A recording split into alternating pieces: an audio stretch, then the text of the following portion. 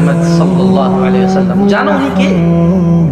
মুহাম্মদ সাল্লাল্লাহু আলাইহি ওয়াসাল্লাম কি তোমার সাথে একটু পরিচয় করিয়ে দিই? না, আমার মতো করে না, রবের মতো করে। কার মতো করে?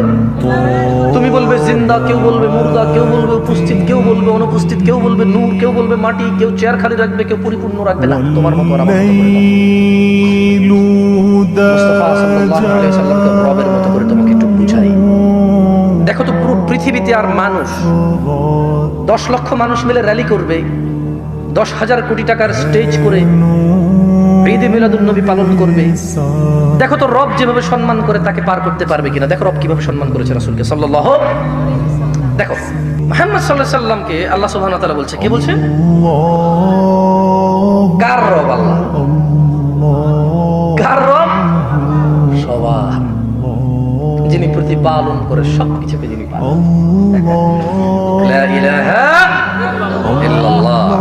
শুনুন, বলছে যে কুল, মুহাম্মদ সাল্লাল্লাহু আলাইহি ওয়াসাল্লাম বলুন, আপনার সামনে যে মানুষগুলো আছে, আপনার যে উম্মতরা,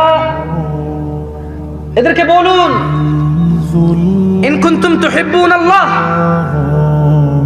এ মানুষ শোনো,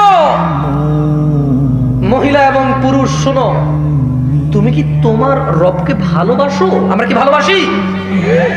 ভালোবাসি। তাহলে শুনুন কিভাবে ভালোবাসতে হবে।